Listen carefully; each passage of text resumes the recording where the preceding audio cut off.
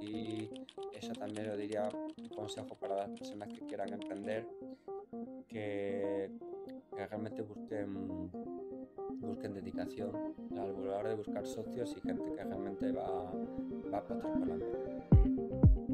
Como lo que le vas a mostrar pues tiene que ser algo que tenga sentido. Quizás muchos de vosotros tendréis un proyecto en el cual estéis dedicándole tiempo paralelo para intentar sacarlo adelante. Obviamente da miedo dejar el trabajo fijo para darle 100% a este nuevo proyecto. Hoy Jesús nos cuenta su historia, una historia en la cual, después de muchos años, está dedicándose 100% a aquel proyecto que empezó como una coña en una barra de un bar. Espero que lo disfrutéis.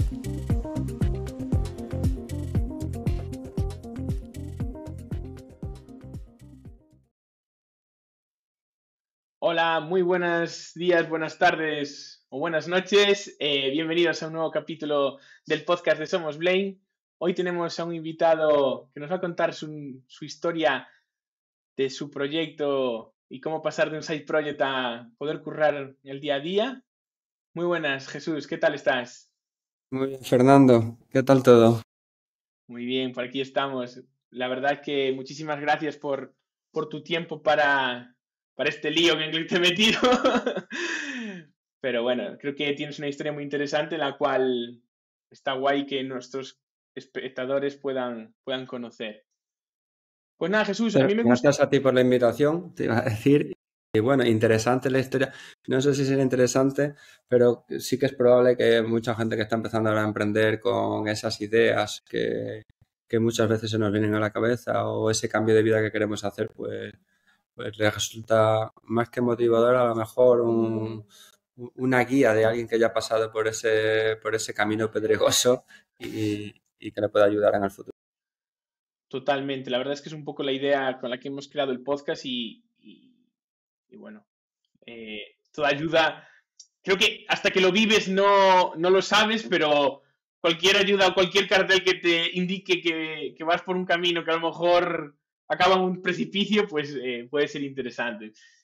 Entonces, a mí me gusta empezar siempre, Jesús, conociendo a la persona que está con nosotros. Entonces, preséntate quién eres. Soy Jesús Jumiel, soy fundador de Competice, o Competáis, si lo queréis pronunciar a lo guiri, por así decirlo. Porque bueno, cuando buscamos el nombre de la empresa buscamos algo que fuera fácilmente pronunciable en los diferentes idiomas porque tenemos una presencia internacional bastante importante.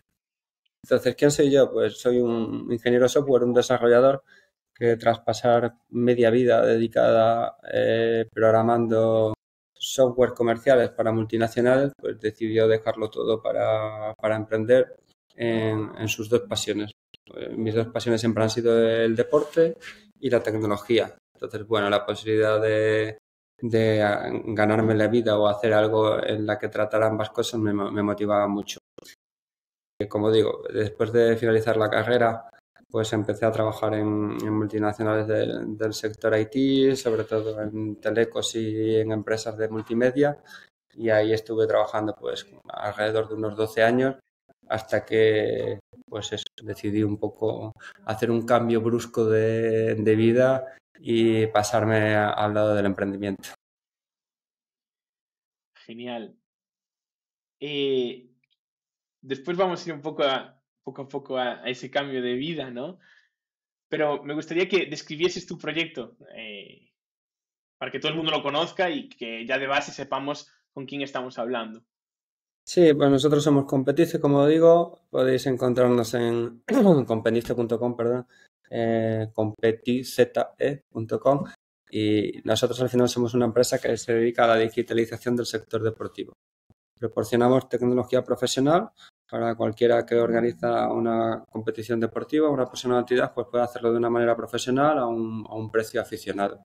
Esto significa que con nuestro software va a poder hacer inscripción de equipos y participantes, pagos digitales a través de la plataforma, generación automática de calendario en base a disponibilidad de pistas horarias, asignación arbitral, resultados en tiempo real, pues todo lo que te puedas encontrar en software profesionales que utilizan la Liga de Fútbol Profesional o la ACB o la ATP. Nosotros se lo proporcionamos al organizador.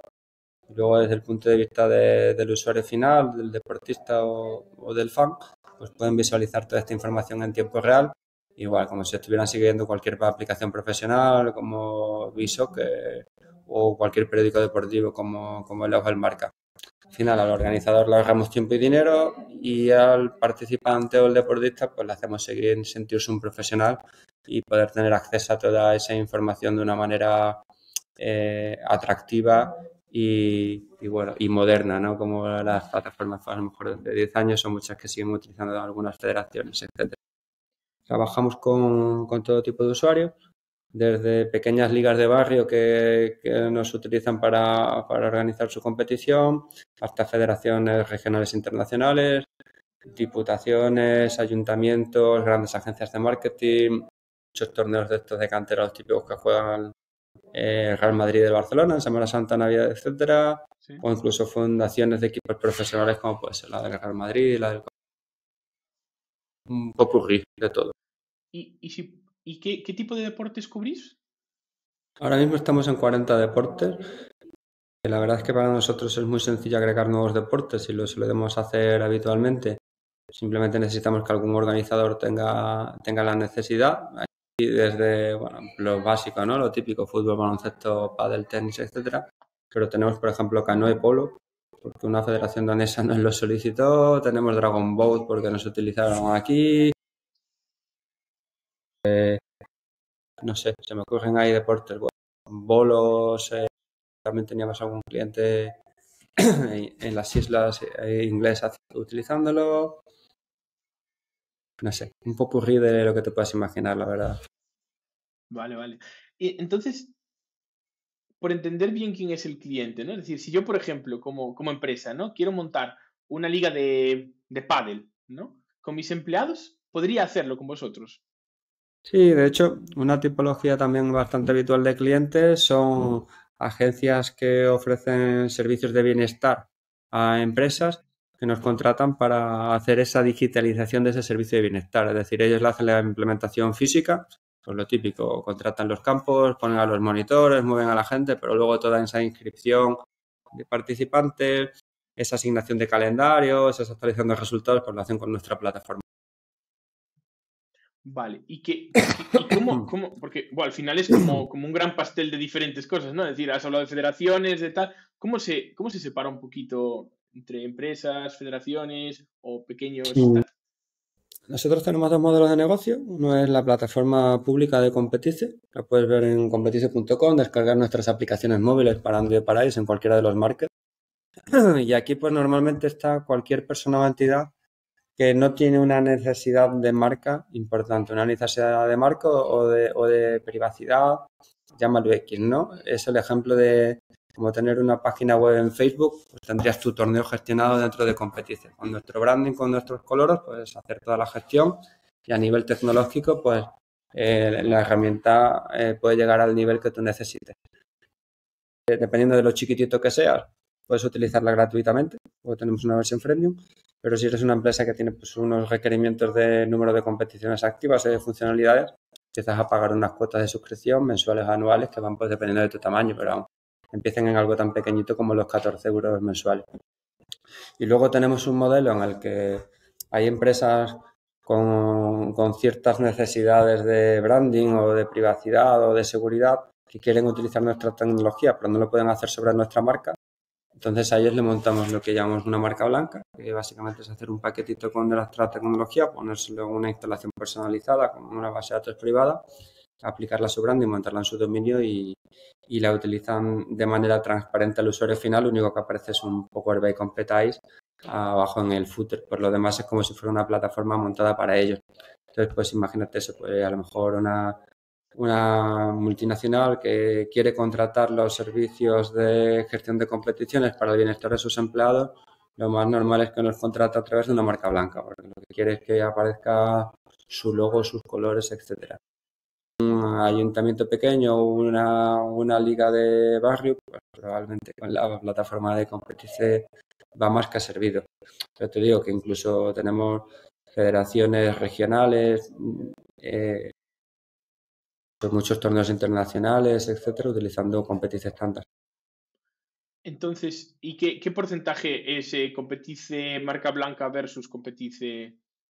El número de usuarios es abismal, es decir, tenemos 650.000 usuarios aproximadamente registrados en la versión estándar. Y en las marcas blancas no te sé decir el número de usuarios porque no lo contabilizamos como usuarios nuestros, ya que en este caso los datos son propiedad del cliente, pero tendremos alrededor de 15, 20 marcas blancas de clientes grandes utilizando este modelo.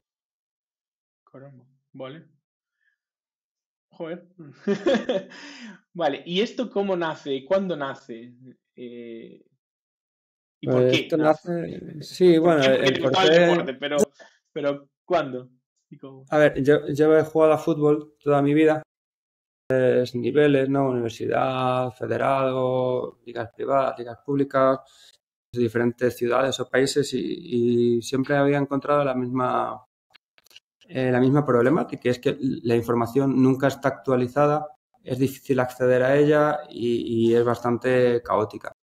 Cuando empecé este proyecto era el 2012, te puedes imaginar que en el 2012 ni siquiera las federaciones de fútbol, que se puede decir que son los más avanzados, tenían página web en la que publicaban los resultados o los partidos. Es decir, yo jugaba ligas en las que con suerte veías tu clasificación en un PDF al final, una semana después de haber jugado. La única manera de saber el resultado total era ir hablando con los equipos y ir visualizando. Por aquel entonces se empezaron a estar muy de moda aplicaciones como Rankeeper o Endomondo para la gestión de tu actividad física.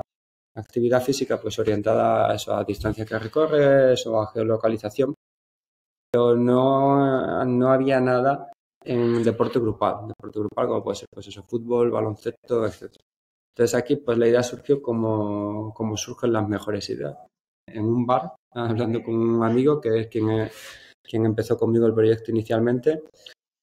Ambos técnicos, ambos aficionados a jugar a fútbol a nivel aficionado, es que buscamos una plataforma para poder hacer algo tan tonto como registrar nuestras estadísticas personales y saber pues cuántos partidos hayamos jugado a lo largo del año, cuántos goles hayamos marcado. Y a partir de ahí pues nos liamos la manta en la cabeza y empezamos a trabajar en construir la plataforma. El típico aguántame el cubata Sí, en toda bueno, regla. no tiene más. Esto empezó como una broma, empezó como un, bueno, vamos a hacer esto también por la inquietud de probar tecnologías nuevas, de poder probar cosas que a lo mejor en tu día a día en el trabajo no son lo habitual. Y a partir de ahí, pues el proyecto fue evolucionando, fue creciendo hasta acabar convirtiéndose pues, en una empresa con el tiempo, ¿no? Es lo bueno de ser técnico, que al final cuando quieres montar un proyecto, la mayor inversión que haces es tu tiempo.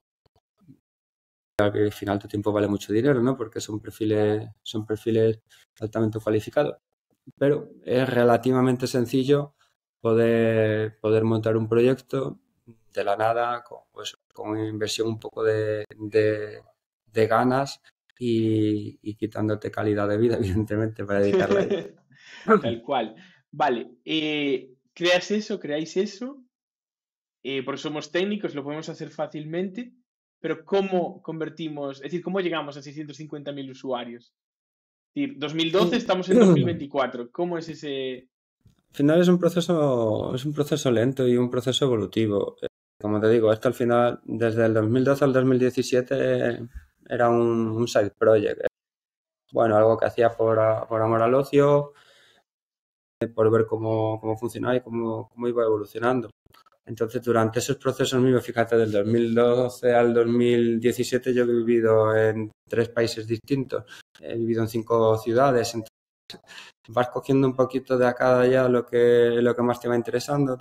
Siempre he sido una persona muy inquieta que se ha movido mucho por el mundo de meetups, de reuniones técnicas, emprendimiento, aprendiendo un poquito de cada uno de los lados por los que iba pasando y viendo que cuando contaba el proyecto a todo el mundo le resultaba interesante y que la verdad que la sociedad iba evolucionando mucho en esa búsqueda de la digitalización y la gente cada vez pues necesita más el todo en tiempo real, en acceder a la información, al visualizar todo, pues llegó un momento en el que tenía sentido. Tenía sentido dejar mi trabajo y apostar por dedicarme a esto.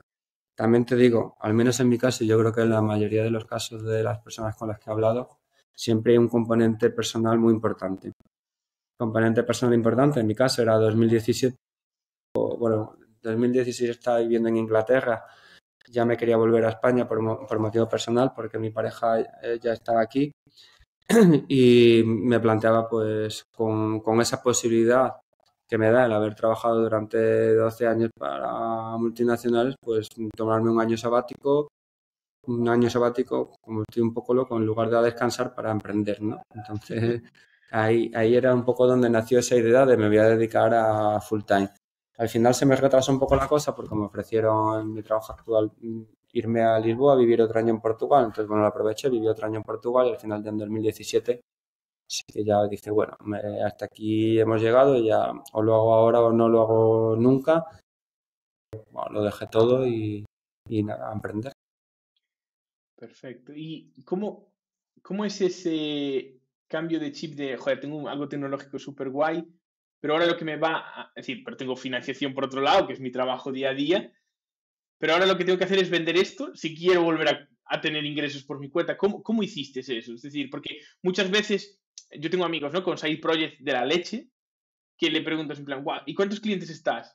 Ninguno. ¿Cómo es ese cambio de mentalidad y cómo lo haces? Yo, desde mi punto de vista, si no tienes la necesidad, no vas a tener clientes. O sea, para mí me costaba más el tiempo y el esfuerzo de generar proyectos, de generar clientes, perdón, que programar. Es decir, para mí programar era algo de ocio, era algo que hacía pues porque me gusta tal. Buscar clientes, tener que llamar a gente, tener que tal, es un trabajo en sí, ¿no? Hasta que no tienes la necesidad, porque no tienes ingresos económicos, y dices, bueno, esto está guay programar, pero joder, habrá que ganar pasta, ¿no?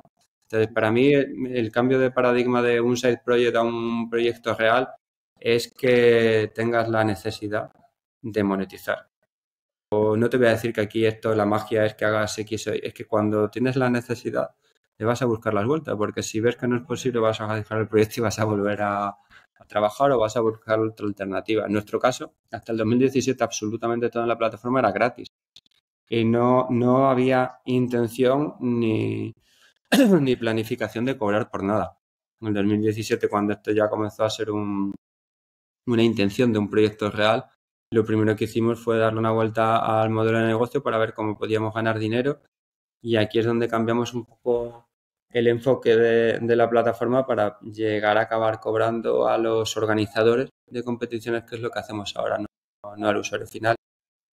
Y bueno, mi experiencia es si tú tienes un... Sin hambre no sales a cazar. Si quieres emprender, tienes que tener la necesidad de ganar dinero. Y a día de hoy yo entiendo mucho, ¿no? Cuando empiezas ahí con esto como a mover el proyecto, empiezas a hablar con, yo qué sé, con business angel, con inversores, con gente un poco del sector. Siempre lo primero que te dicen es buscan dedicación full time y buscan que hayas hecho una inversión. Y yo lo entiendo, porque ahora cuando viene a preguntarme o pedirme consejo gente que esto lo tiene como side project, me dices que tengo esto, tal, y yo lo pienso y me veo en mi situación y digo, si es que no tienes nada alma de cántaro, digo, si es que hasta que realmente no lo pongan ese en el mercado y plantees una solución por la que la gente esté dispuesta a pagar, realmente no vale nada lo que tienes. Es que yo lo digo siempre, es decir, que te digan yo te pagaría no es lo mismo que te digan este es mi número de tarjeta.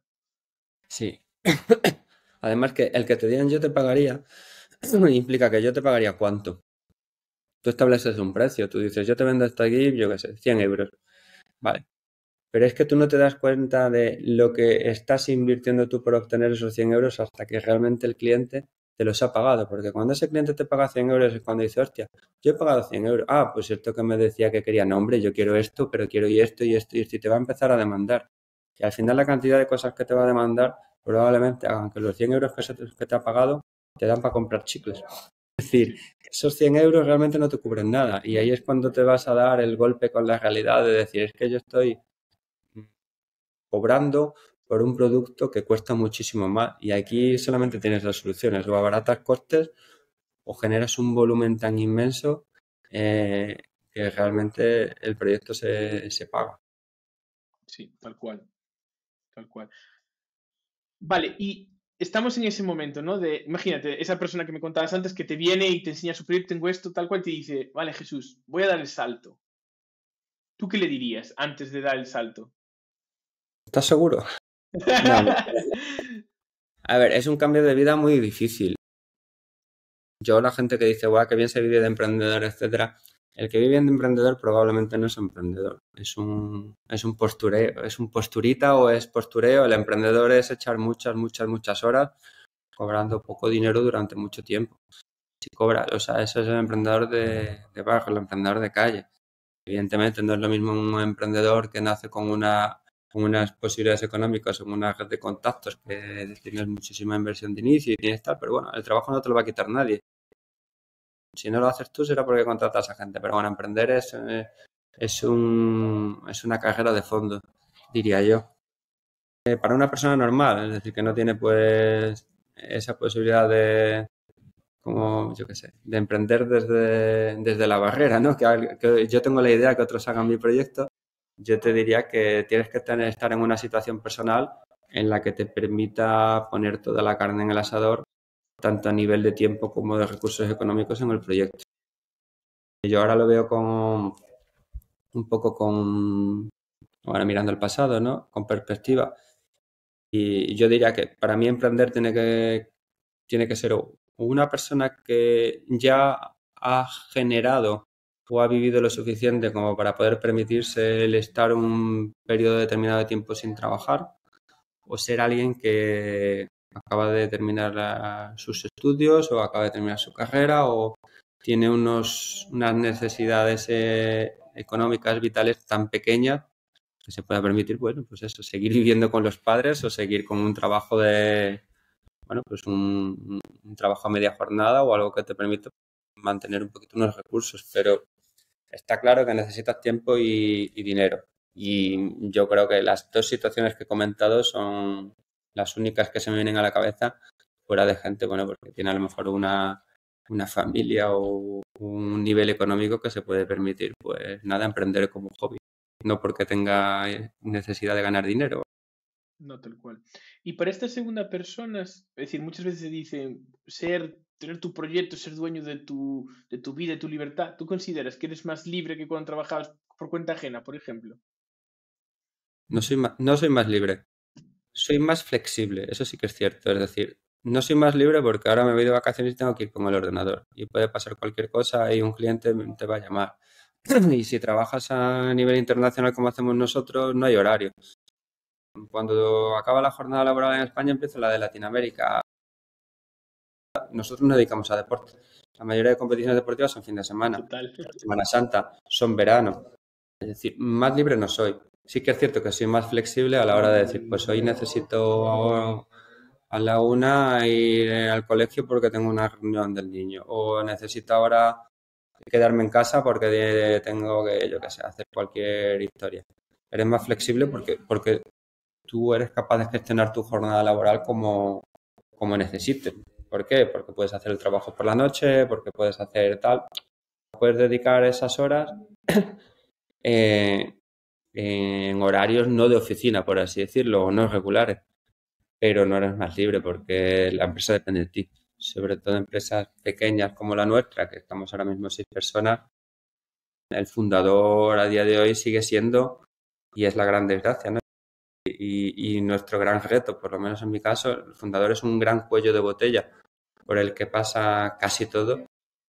Y yo siempre lo digo, una empresa va bien o triunfa no cuando genera dinero, sino cuando el fundador puede empezar a vivir como un empleado.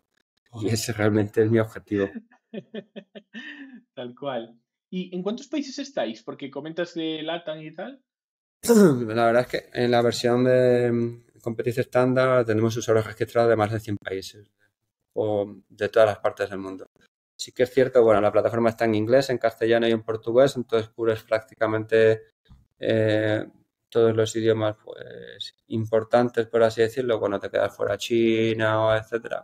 bueno, esta gente suele hablar inglés y allí tampoco hay mucha posibilidad de entrar por cómo está estructurado el mercado. Pero sobre todo el mercado hispanohablante es lo que mejor nos funciona, España y Latinoamérica, un poco por la barrera del idioma y por el posicionamiento que tenemos en los buscadores, etcétera. Y también porque cuando sales a vender a Latinoamérica te das cuenta que la marca España es una marca que se vende como marca de calidad. O sea, ven con muy buenos ojos productos de España. Y bueno, luego realmente tenemos pues eso. Igual tenemos un club de pádel en Kuwait, que otro en Qatar, que tenemos unas instalaciones deportivas en el Reino Unido, que tenemos ligas en Colombia, en México, en Brasil, Argentina. En África tenemos torneos, no sé, un poco en Australia, en Indonesia, un poquito por todos lados, por así decirlo, pero sí que es cierto que el core es el mercado hispanohablante, España y Latinoamérica. Y dices, cuando sales a vender a LATAM, ¿vais allá a vender o cómo vendéis en la...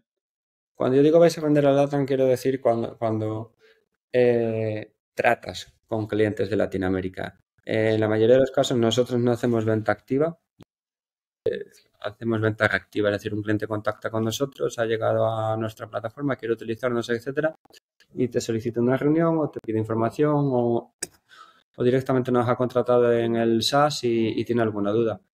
Entonces, cuando hablas con este tipo de clientes que contactan contigo, eso es lo que yo te diría vender a lata, ¿no? La marca blanca sí que, Sí, sí, bueno, cuando contactan contigo, al final tienes que hacer una labor de comercial, de explicarle el producto, de comentarle los precios, de hacerle la por supuesto. instalación y eso al final pues requiere unos recursos de persona a tiempo importantes. Vale. Y mm, todo es tráfico hacia vosotros que os llega. ¿Cómo generas ese canal para que te llegue el tráfico? Al final, el deporte aficionado es un público hiperfragmentado y yo te diría que esto es un negocio de pico y pala. Nosotros tenemos un posicionamiento bastante importante pues, por los años que llevamos. Los años que llevamos, los clientes que hemos ido obteniendo, que nos han ido referenciando y que nos han ido dando visibilidad. Empezamos haciendo muchos torneos internacionales, de verano sobre todo, esto pues lo que comentaba varias veces antes, los típicos que juegan ante el Madrid, del Barça, del PSG, etcétera. Entonces estos torneos, a lo mejor en un fin de semana metes a 300 equipos y a 4.000 niños jugando sin parar.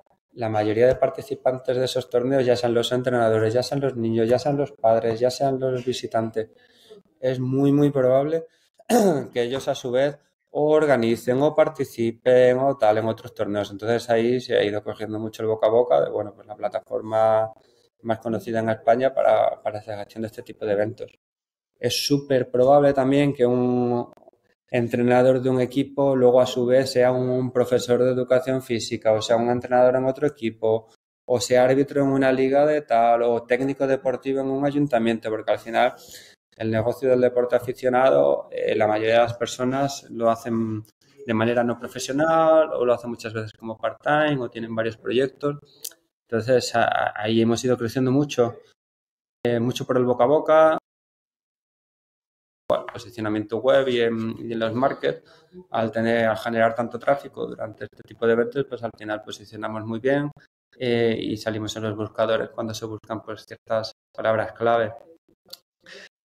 También nosotros tenemos un blog en competicio.com/blog en el que hablamos de deporte aficionado, este tipo de cosas, también está muy bien posicionado, entonces ahí nos llega mucho tráfico, sobre todo de Latinoamérica, que descubra la plataforma y que luego, bueno, pues nos ayuda a que ese primer paso de registro de usuarios pues sea más sencillo. Vale, no, es que eso de generar ese contenido, ¿no? Es algo que escucho muy habitualmente, ¿no? De generar ese contenido. Obviamente no es en plan patrocinaron vuestra plataforma, ¿no? Es más contenido de todo tipo que al final sí que puede hacer un call to action a vosotros, ¿no? Sí, eso es. Ahí en nuestro blog nosotros hablamos de lo que nos apetece. Sí que a veces aceptamos artículos patrocinados de gente dedicada a deporte, etcétera, para que tengan ahí cierta visibilidad. Pero bueno, que en general es cosas que a nosotros nos interesan. Ya te digo que lo que mejor funciona para nosotros es tener clientes relevantes. Es decir, clientes que son referencia en el sector, que cuando ves que utilizan competición en sus torneos, pues dices, joder, esto tiene que estar muy bien, yo también lo quiero utilizar. Guay. Vale, has nombrado varias veces el capital, riesgo, bueno, la financiación en general. ¿Vosotros habéis recibido financiación? Nosotros fuimos a una pequeña ronda de inversión en el 2021 en el que entraron Business Angel a formar parte de la empresa. En ese punto, la verdad es que teníamos demasiado trabajo para dos personas que estábamos por aquel entonces y necesitábamos invertir dinero en contratar personal. Aquí necesitábamos caja de antemano para poder ejercer esas contrataciones y abrimos una ronda de financiación en la que entró, pues eso, capital privado, business angel, es decir, no llegan a ser VC, pues bueno, algunos business angels sí que son reconocidos, bastante importantes en el sector, pero de este nivel. También pedimos financiación pública, un crédito de NISA que nos otorgaron y nos ayuda a completar la ronda y con eso realmente es lo único que hemos tenido desde el 2021 hasta ahora. Vale, ¿y cómo es buscar pasta? Es decir, alguien que está en su casa ahora mismo, pues a lo mejor es interesante buscar pasta. ¿Cómo empiezo? ¿Cómo es ese proceso? Pues es un trabajo en sí, la verdad. Es un trabajo que lo que necesitas es networking, o sea, contactos, etcétera. En nuestro caso fue relativamente fácil o relativamente, bueno, no muy doloroso por la cantidad de años que llevamos ya en el sector, que habíamos ido conociendo a diferentes actores en el mundo del emprendimiento, business angel, etcétera, durante estos años. En el momento que decidimos lanzarnos a buscar inversión, un poco tocar puertas de personas que ya conocíamos, que ya conocían pues nuestro proyecto, nuestro recorrido y eso al final siempre ayuda mucho. También nosotros al final teníamos unos números y una atracción eh, con la cual era relativamente sencillo demostrar que el proyecto estaba funcionando y que iba hacia adelante. Está claro que lo más importante son los contactos. O sea, si vas a buscar inversión, necesitas, bueno, contactos para que te abran esas puertas, pero luego lo que le vas a mostrar pues tiene que ser algo que tenga sentido para ellos. Esto no es como las series americanas de startups en el que presentas unos slides y te dan 1 millón. Esto es que cuando ya tienes 300.000 usuarios, pues a lo mejor se creen que lo que hace puede funcionar, tienes que presentar planes de negocio y métricas para convencerlos y mendigar casi una valoración. Esa es la realidad, al menos en España, bueno, la que he vivido yo. Te digo que yo soy alguien que no tenía absolutamente ningún conocimiento del sector del emprendimiento ni ningún tipo de contacto. Todo lo que nosotros hemos llegado a conseguir ha sido iniciando desde cero. Pues me interesa más eso, entonces, ahí hacer doble clic en esto, porque tú no estás desde Madrid, Barcelona, una gran capital, ¿no? No. Estoy desde Badajoz. De hecho, como te dije, cuando decidí emprender, uno de los motivos por los que quería emprender era porque me quería venir, volver a Badajoz y estar aquí con mi pareja. Y estamos hablando de que en el momento que yo tomé esta decisión vital, 2017, el teletrabajo era una utopía. Estamos hablando pre-pandemia.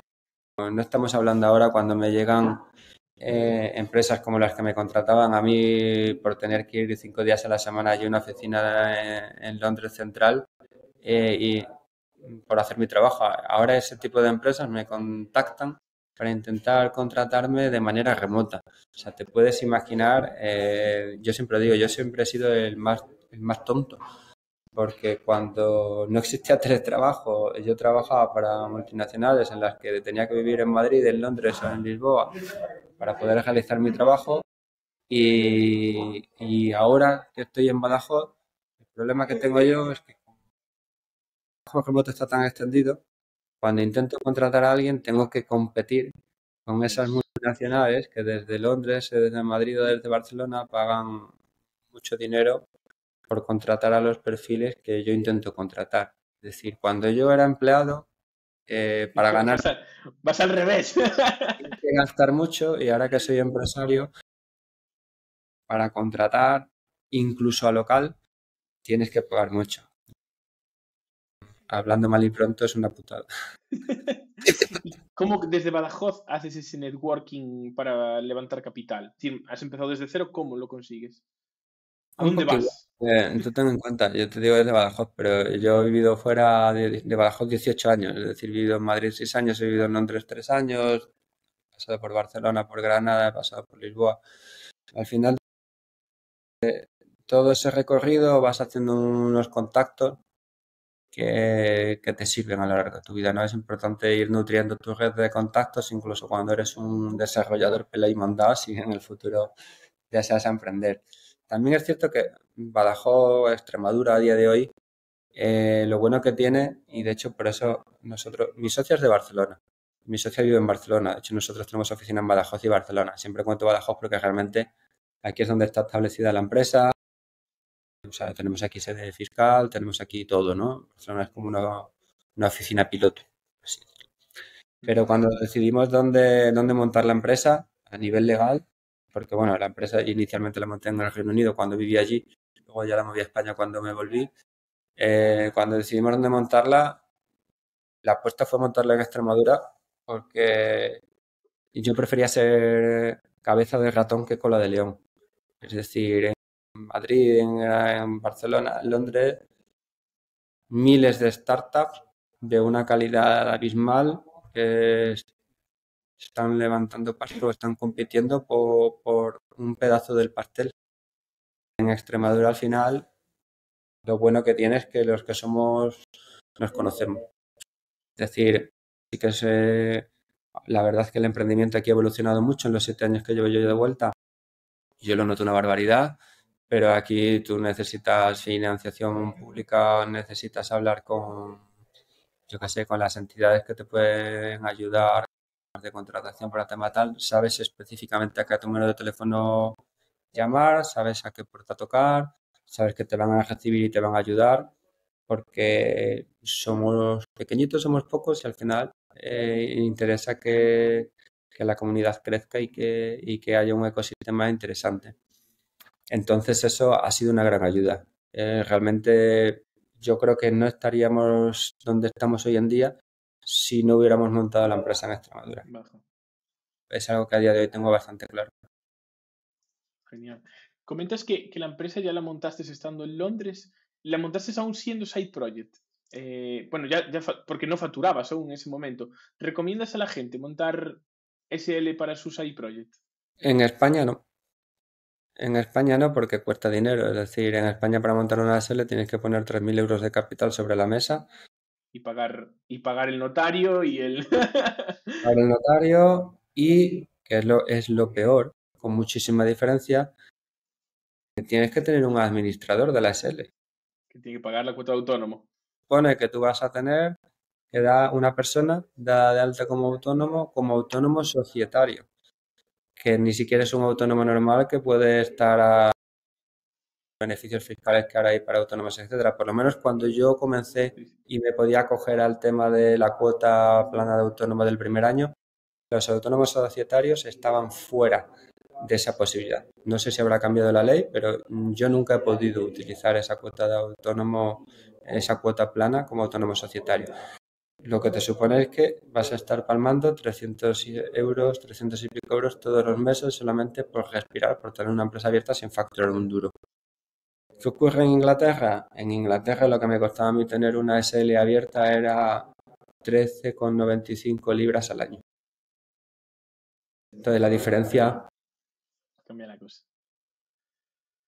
Cambia y la todo, cosa mucho, sí. todo el proceso online, todo por internet, sin tener que pagar notarios, sin tener que pagar nada. Das cuenta, como no facturaba, simplemente hacer online un registro de cuentas anuales diciendo, oye, pues no he ganado nada tal, tan amigos, ¿vale? Incluso antes de venirme, cuando los primeros años empezamos a ganar algo, incluso las cuentas anuales allí eran bastante sencillas, al nivel de que las podía hacer yo sin gestoría ni nada, porque simplemente declaras en base al nivel de ingresos que tienes. Entonces dice, bueno, yo no me complico en hacer cuentas complicadas, hazme lo estándar, cóbrame un 10 o un 20%, no me acuerdo cuánto era, de lo que yo he facturado, llévamelo en impuestos y así mi cuenta es estándar y sencillo. Ujú. Vale. Ahí tenemos mucho que aprender con respecto a otros países.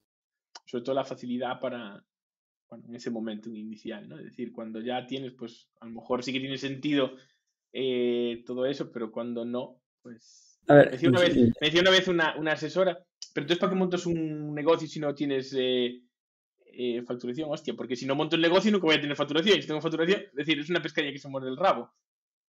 aquí al final, tal y como está estructurado ahora mismo esto en España, yo creo que se empuja o se motiva a la gente que haga economía sumergida. Es decir, hay muchísimos autónomos que cobran mucho dinero y facturan muy poco, pues pueden hacerlo, y hay mucha gente que está trabajando sin estar registrado de alta como autónomo, cobrando en negro, cobrando tal. ¿Por qué? Bueno, puedes decir porque son malos, porque son buenos. A lo mejor si fuera mucho más sencillo para ellos, no lo harían.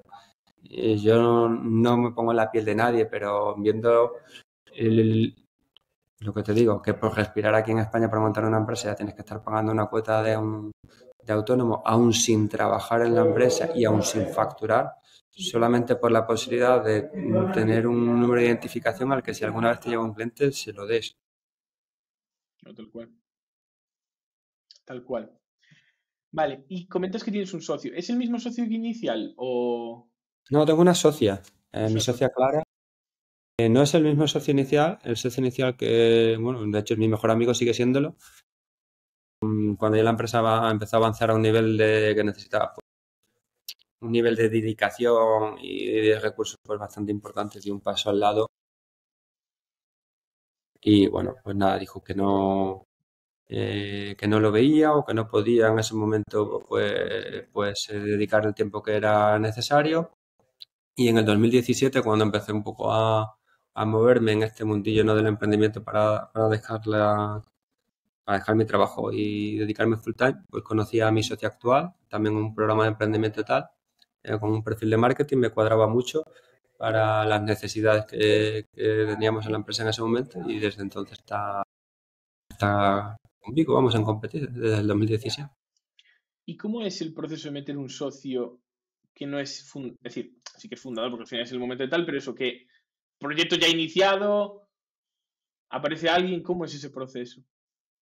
Es un proceso en el que tienes que ser generoso, sinceramente. Es un proceso en el que tú, fundador inicial, que tienes el 100% de tu proyecto, tienes que plantearte que, bueno, tienes el 100% de nada. Porque la realidad es que tienes el 100% de nada. ¿Qué prefieres tener? ¿Un 100% de nada o un X% de algo? Yo he visto muchas empresas caerse simplemente por no ser capaces de encontrar socios o de encontrar partners, etcétera. Yo en mi caso creo que la cosa llegó a buen puerto porque fui generoso. O sea, es mi impresión. Y generoso también pensando, pues bueno, dentro de la lógica de lo que podía aportar el socio, que para mí ya no es solamente lo que puede aportar la persona, que luego lo aporta, ¿no? Sino también es la motivación de tener a alguien que te va a obligar a tirar para adelante y tener a Sí, alguien que te va a obligar a que el proyecto funcione y a que sigas pues una estandarización de procesos, a que sigas unos horarios, a que sigas, bueno, pues te estructures un poco. Aquí, como siempre, cuando estableces una relación comercial, lo básico, lo prioritario, lo primero es un buen pacto de socios. Es decir, todo esto de las palabras se las lleva el viento, ponlo por escrito. O sea, poner por escrito todas las condiciones, y nosotros, bueno, lo que hicimos fue firmar un pacto de socios en los que se contemplaba un vesting a 3 años, que en el que el porcentaje de mis socios pues iba a ir creciendo si se mantenía en la empresa durante esos 3 años. Y también te digo, este tipo de trato de trabajador con vesting a tiempo determinado, cuando todavía seguía siendo un side project, lo intenté implementar con otros perfiles, con otras personas, y nunca nadie llegó a ser capaz de completar casi ninguna tarea básica para poder avanzar en esa dirección del vesting, porque todo el mundo quiere trabajar en tu empresa, todo el mundo quiere colaborar, todo el mundo quiere tal, cuando no tiene que trabajar. Es decir, todo es muy bonito cuando no tienes que poner tu tiempo y tus recursos a disposición de la empresa. Entonces aquí eso también lo diría un consejo para las personas que quieran emprender. que, que realmente busquen dedicación a la hora de buscar socios y gente que realmente va a apostar por la empresa. Porque las palabras se las lleva el viento, perdón, y cuando realmente tienes cosas que hacer y tu socio no responde, eh, es frustrante. Sí, este término creo que hay mucha gente que no lo conoce, ¿no? Lo de el best investear, ese tal, es algo muy, muy interesante, ¿no? Porque al final te permite eso, pues si se cumplen los objetivos de aquí a X tiempo que marquéis, pues sí que tendrás esto, si no se cumplen, pues mira, amiguiño sí, la vaquita por lo que vale, ¿no? Y cada Eso uno es. por su lado. No firmar desde el principio, pues te doy un 30%, un 40% de la compañía, que después a los 6 meses, si te he visto, no me acuerdo, y tienes un 40, un por ciento de la compañía que has perdido y que después recuperar es jodido también, ¿no? Porque la compañía tiene una valoración que obviamente mientras no entra capital es baja, pero en el momento que entra capital pues igual puede ser una valoración alta que hay que pagar. Y el pacto de socios, que muchas veces yo también así hablando con gente, ¿no? Dice, buah, no, es que yo sabe que con él voy a lo que haga falta. Sí, cuando somos amigos todos nos llevamos de puta madre.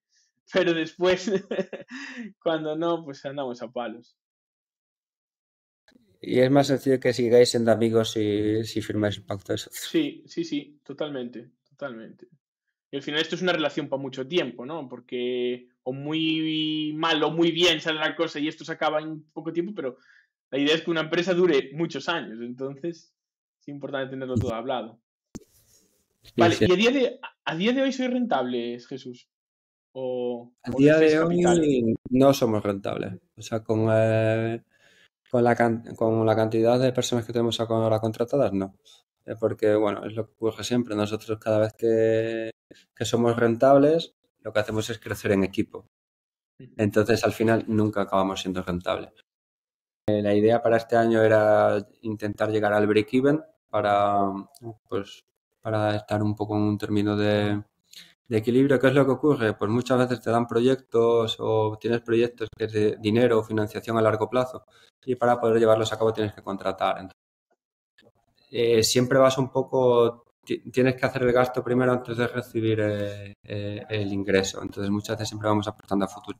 Estamos en una situación en la que no somos rentables, pero con el dinero que obtuvimos de financiación en el 2021 seguimos siendo capaces de sufragar esa no rentabilidad en caja para poder continuar avanzando. Genial. No, que a veces esto es importante, ¿no? Porque te sale X proyecto que tiene que empezar en un mes, te firman 3 o 4 días antes, tú tienes que contratar ya antes, y si 3 o 4 días antes no firmas, te quedas.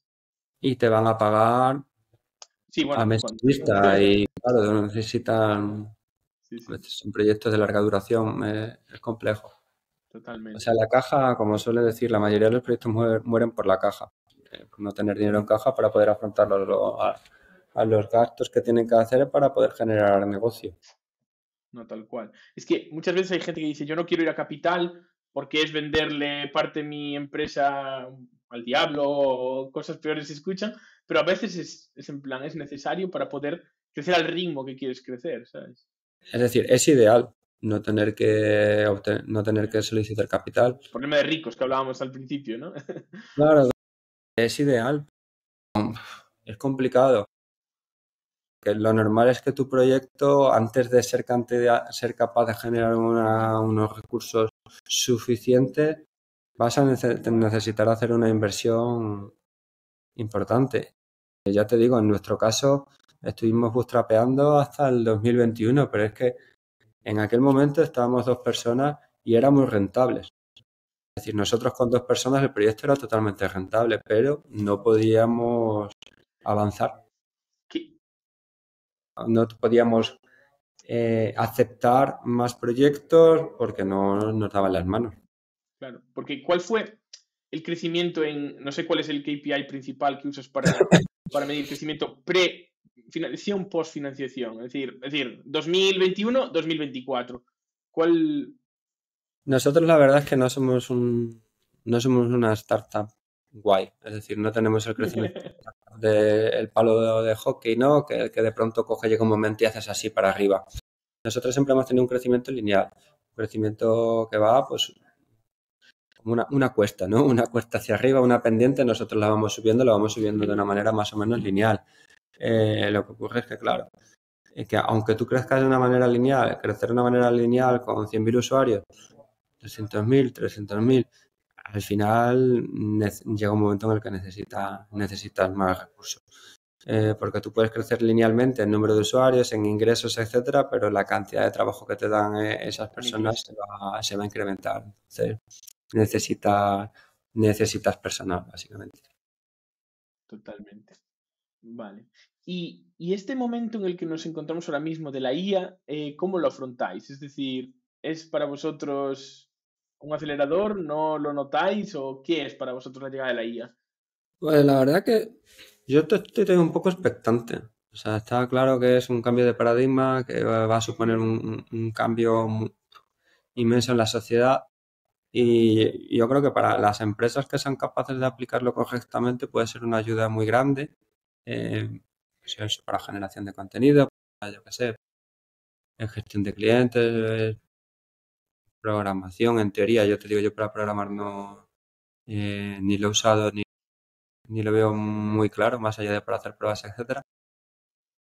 Pero en nuestro caso lo utilizamos un poco más en áreas que no son core del negocio, es decir, eso, bueno, contenido, marketing, gestión interna de leads, generación de datos, un poco para cosas así, pero nada realmente ni muy profesional ni ni muy masivo. No sé cómo acabará la cosa a futuro, la verdad. Me da un poco, yo como desarrollador que soy, me da un poco de respeto el hecho de que todas las futuras generaciones se acostumbran a utilizar la IA y no sepan realmente lo que se está haciendo por debajo. Porque siempre va a haber algún problema que nunca se ha hecho nadie. La IA al final, por mucho que aprenda y tal, se tiene que basar en un conocimiento existente.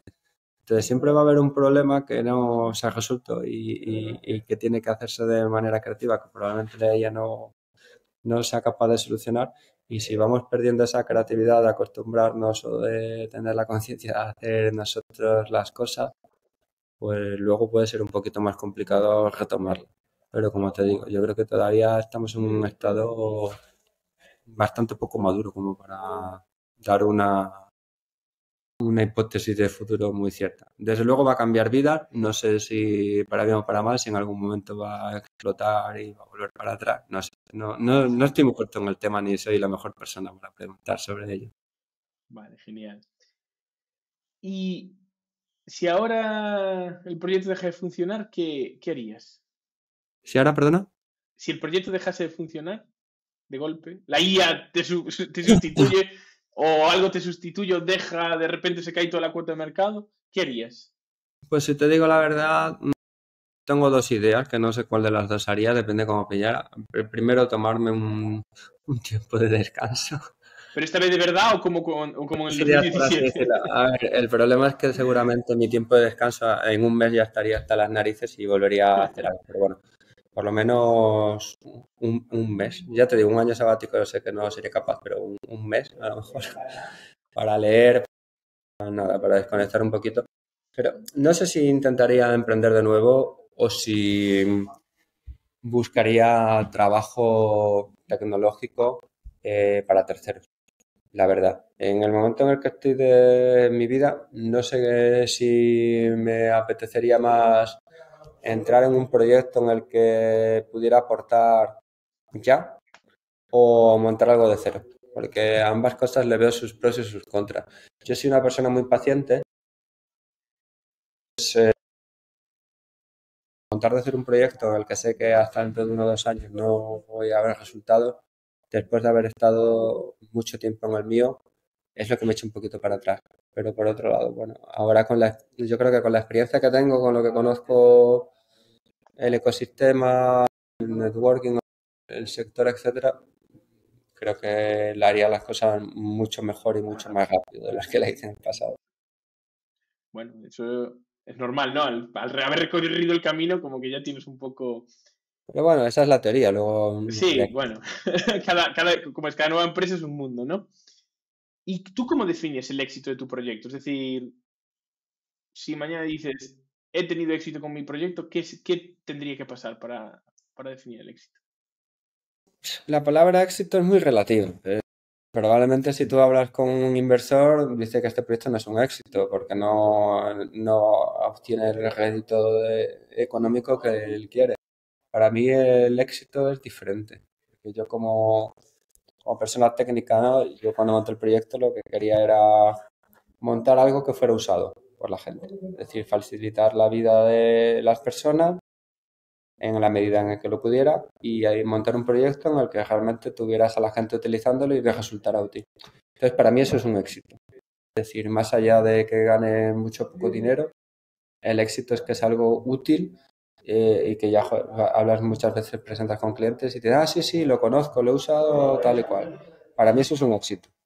Y te digo, uno de los grandes cambios de mentalidad, a lo mejor que tuve yo cuando era trabajador para terceros, que había trabajado muchas veces en proyectos internos de empresa o proyectos a lo mejor que no tenían una gran visibilidad. Cuando estuve trabajando en Londres, mi primer trabajo era para The Guardian, para el periódico, eh, desarrollando la aplicación móvil para Android. Entonces, claro, ir en el metro y ver que la persona a tu derecha está utilizando la aplicación en la que tú trabajas, Hola, si una de tu izquierda está utilizando la aplicación en la que tú trabajas, es una satisfacción personal bastante importante. Y a mí realmente, más que el dinero, eso es lo que me motiva a emprender o a seguir con este proyecto. impacto, ¿no? Ese impacto en la sociedad. ¿Y dónde te gustaría ver tu proyecto en, no sé, 5 años, por ejemplo? Yo siempre digo que cuando yo lancé esto, la idea era que Competice acabara siendo el estándar en la gestión deportiva a nivel mundial. Entonces, el objetivo no es otro que si piensa un poco en LinkedIn. Si tú eres un trabajador y quieres que tu currículum esté en algún sitio, quieres que la gente sepa qué es lo que haces o cuál es tu historial profesional, tienes que estar en LinkedIn. El equivalente es lo que me gustaría conseguir con Competice. Es decir, que si alguien organiza una competición y no está Competice, pero esta competición está muerta, no existe, no está en Competice. Es un poco Tal cual. el sueño, por así decirlo. Qué guay, qué guay. Vale, pues nada, ahora, si te parece, vamos a hacer una ronda de preguntas rápidas. Vale, no hace falta extenderse mucho, obviamente, no tiene que ser sí o no, pero la idea es preguntas un poco rápidas. ¿Sigues programando, Jesús? Sí, ¿Todo lo que quieres o te gustaría programar más? más de lo que quiero. Es decir, me Más de lo que gustaría quieres. programar menos en este punto. Genial. No ¿Cuál es porque no más? me guste programar, sino porque no me dan las horas No del te día. dan las horas, exacto. ¿Cuál es el coste aproximado de mantener un proyecto como el tuyo vivo? No de coste salarial, digo de en plan de máquinas, servicios y todo esto. Al nivel que estamos nosotros ahora mismo, si quitamos costes de gestión, es decir, pues eso, gestoría, empresa, lo que hablamos antes, ¿no? De gastos que hay que pagar a La estructura. Hacienda. Solamente hablando de máquinas y de servicios, te diría que en torno a 12.000 euros al año. Al año. Genial. ¿Qué proyecto ajeno admiras más? No tiene por qué ser tecnológico, ¿eh? Puede ser cualquier tipo de proyecto. A mí me gusta mucho Playtomic porque han cogido un deporte muy nicho y han- lo han hecho popular, es decir, han hecho un servicio muy popular en un deporte nicho. También es cierto que lo que hablamos, el tipo de emprendedores que hay detrás de Playtomic es muy diferente al tipo de emprendedor que soy yo, pero es un proyecto que me gusta. ¿Y una persona que te inspire? Pues la verdad es que me inspira Rafa Nadal, fíjate lo que te digo. Más que porque ha sido bueno, sigue siendo un gran deportista, porque no se rinde.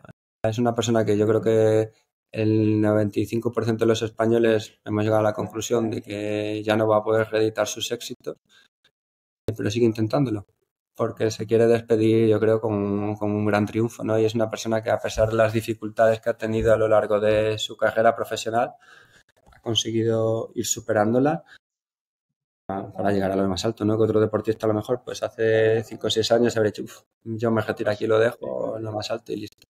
Tal cual. ¿Cuántas horas duermes de media al día? 6, ¿Has pensado alguna vez en abandonar el proyecto? sí. ¿Te has arrepentido de haber dejado tu trabajo y haber empezado con esta aventura? ¿Alguna vez has tenido una fuerte discusión sobre el futuro de tu proyecto? Sobre todo con tu socia. Millones. ¿Consideras que el éxito depende más del esfuerzo o de la suerte?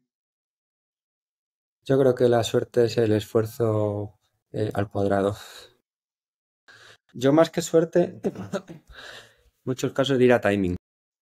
Es probable que un proyecto bueno, si no se lanza en el momento adecuado, no funcione. Pero, Tanto por antes ejemplo, como después. sí, no, pero al final es trabajo. Puede que tu proyecto ahora no funcione. Yo creo que nuestro proyecto en el 2012 no funcionaba. He estado trabajando en este proyecto hasta que el que ha llegado un timing en que la digitalización realmente se entiende y tiene sentido. Yo creo que es más trabajo que suerte. ¿Has sacrificado tiempo con familia o amigos por el proyecto? Sí. ¿Te ves trabajando en tu proyecto durante los próximos 10 años? Es muy relativo. Igual te digo que sí. O sea, te diría que sí, pero que tampoco descarto que son que no. Es decir, no es algo que diga, que no, esto es mi bebé, no lo dejaría jamás, jamás. Es un sí condicionado a qué habría del otro lado, ¿no? ¿Cuál es la alternativa? Vale. ¿Y si mañana te dieran 10 millones de euros por tu proyecto, lo venderías? A día de hoy sí. O sea, por 10 millones sí lo vendería. Genial. Tampoco nos vamos a engañar. No, no, está claro. Vale, pues nada, simplemente dos cositas más. La primera es una persona que recomendarías para venir al podcast, contar un poco su historia. No sé si querría, pero proyecto tecnológico también guay, interesante, con buena historia y mucho backtracking. Me gusta también Kluber. Diego de Kluber también es un buen tío y creo que podría contar cosas interesantes.